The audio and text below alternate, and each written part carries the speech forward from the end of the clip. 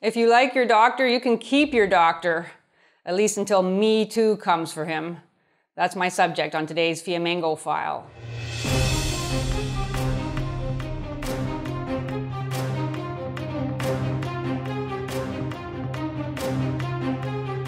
I'm Janice Fiamengo of the University of Ottawa. The sentencing hearing of former Olympics team doctor Larry Nassar, who was given 40 to 175 years in prison for molesting female gymnasts and other athletes, is a portent of things to come, in my opinion. The hearing was notable for the manner in which Judge Rosemary Aquilina made no attempt to control her vaunting hatred. "I've just signed your death warrant," she gloated, in what I found an unseemly display of rage.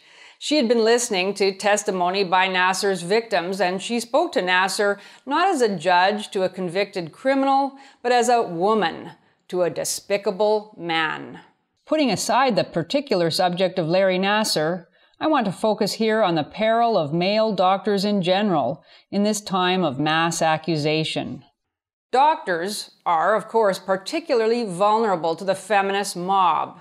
Many have spent thousands of hours examining female patients behind closed doors, doing the pap smears and the breast exams that they're required to do.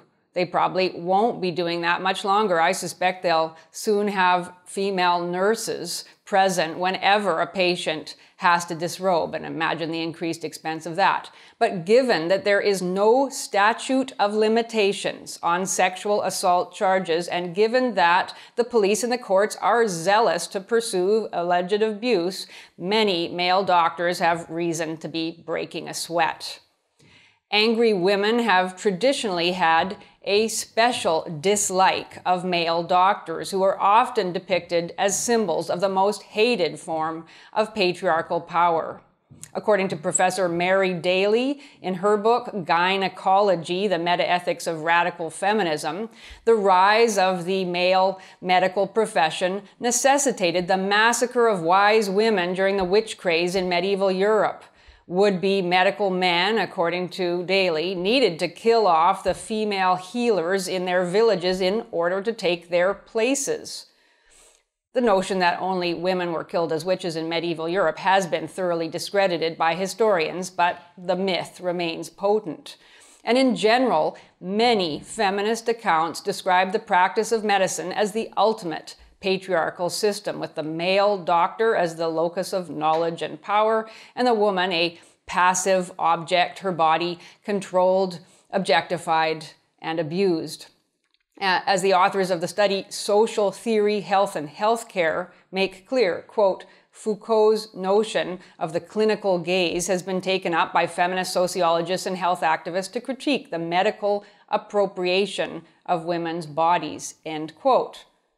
Fast forward to the Me Too moment, beginning in the fall of 2017, in which women empowered themselves by calling out men's predatory behavior, whether criminal or not, and in which how the woman felt is at least as important as what she objectively experienced. With, for example, Tina Dupuis in the Atlantic Monthly going so far as to say that Al Franken's squeeze of her waist during a photo op made her feel, quote, no longer a person. In this climate of finger-pointing melodrama, it is no surprise that male doctors are now in the crosshairs of accusing women.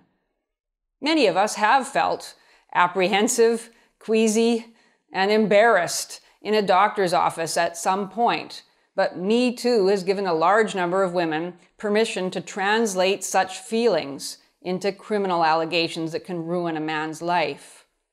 The title of an October 2017 article by Alison Knopp in an online magazine makes the connection clear. Quote, my Me Too moments happened in the doctor's office, she writes. Knopp claims to have experienced, quote, multiple sexual traumas at the hands of male doctors beginning when I was 9 years old. It's significant that the writer calls what happened to her trauma, an elastic term referring not to a specific external reality, but to an intense psychological and emotional response. Knopp doesn't tell us what caused the trauma, as is her right, but she doesn't hesitate to describe it as assault, even while admitting the difficulty of determining what is and is not abuse in cases where an incident is being recalled many years after the fact, and in which the feeling of shame or humiliation is the primary defining criterion. Knopp writes that, quote, in many cases of sexual trauma and abuse, the victim may doubt herself as her in-shock brain tries to process what happened, and it can be especially difficult in the case of a patient who may question whether the clinician who did something to her that felt wrong actually did something wrong, or whether what happened was medically necessary, end quote. This is a revealing sentence. At first glance, it may seem to be saying that it's difficult to determine in the context of medical procedures whether what feels wrong actually is wrong. In other words, women should be careful about what they name as abuse. But that's not what this writer is saying. When we return to the first clause of the sentence, we're reminded that she begins, quote, in many cases of sexual trauma and abuse, the victim may doubt herself. In other words, there is no existential doubt about the fact of abuse. There's only the victim's felt doubt within herself. And because trauma creates doubt, according to feminist theory, by definition, self-doubt is part of trauma, even proof of trauma.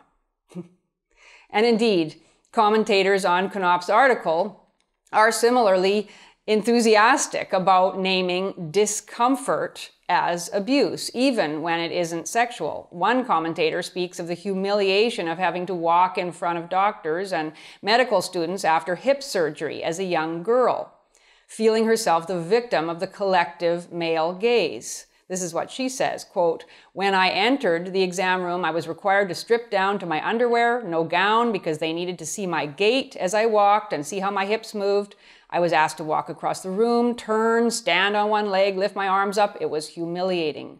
After the demonstrations, the students would gather around me with all sorts of questions that were so demeaning and devoid of any empathy as to what a young girl would possibly be feeling, standing there in her underwear, exposed to them. They would bend my arms, move my legs up and down while feeling my hips. It was traumatizing. Was it sexual in nature? No, I never felt sexually violated. However, a line was very much crossed, end quote. But what line was crossed? And how? Nothing that she describes is objectively abusive, at least in my opinion. She even notes that her mother was always present in the room. Well, likely the exams were unpleasant and perhaps could have been handled better. I'm not, of course, suggesting that abuse doesn't happen or that the feelings of these women aren't worth attending to, but I am struck by their unwillingness to admit that feeling humiliated doesn't equate to abuse. Now, the psychobiological roots of these feelings are undoubtedly complex and surely exacerbated during a physical exam in which the female body is exposed to the medical gaze and medical touch. And surely decades of feminist theorizing about the damage of the male gaze have buttressed and encouraged outraged claims of malpractice. I don't think I am exaggerating in predicting a MeToo attack on male doctors in which one of the overt features of the mobbing will be the doctor's exposure to the pitiless and dehumanizing gaze of journalists and the wider public.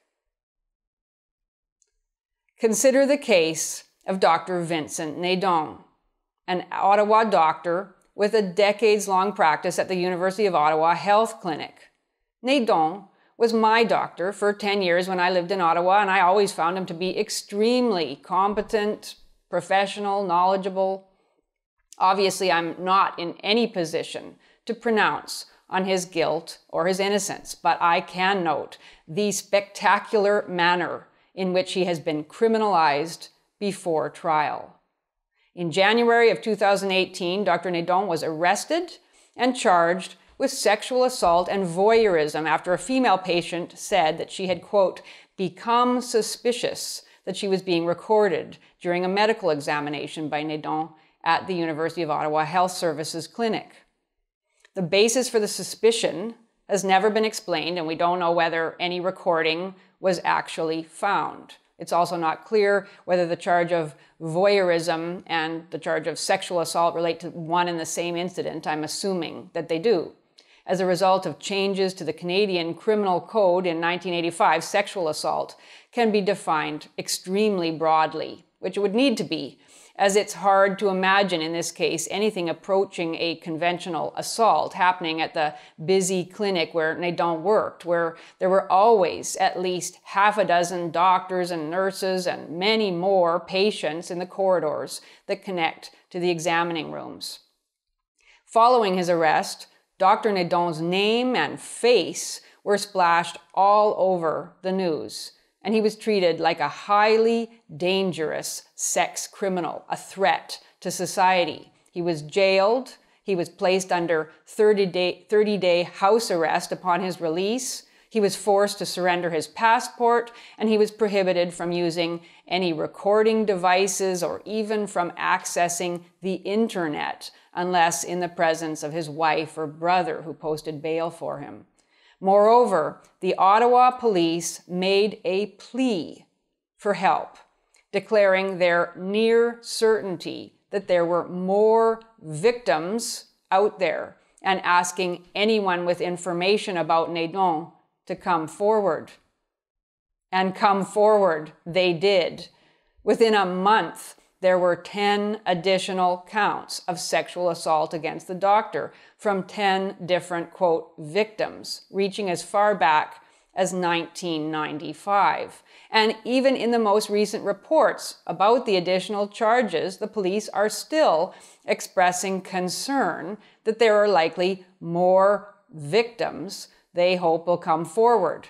They're sending a clear message, it couldn't be any clearer, that Vincent Nedon is guilty. Now, Nedon is no longer under house arrest, but he is essentially a prisoner in his own home. His position at the clinic has been terminated, not suspended. His reputation has been destroyed. His face has been burned into the memories of hundreds of thousands of members of the reading public. He has nothing left to do in his life but wait for his trial, which will likely not take place for years, and of course, contemplate the crushing of every professional dream he ever had. He'll spend hundreds of thousands of dollars, perhaps $500,000 on a lawyer to defend him against charges that are essentially impossible to defend against. How prove that a claimed assault from 1995 never took place? For that matter, how prove a claimed assault from yesterday never took place? Even if Nedon is found not guilty, he will almost certainly never work as a doctor again, and the life he had can never be recovered. His accusers, of course, whether bogus or not, will remain shielded from public view.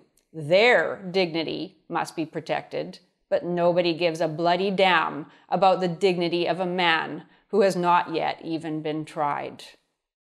What Nedon's case shows most clearly, in my opinion, is the extent to which our society is already what MeToo hashtaggers envision, in which men are pilloried from the moment someone accuses them.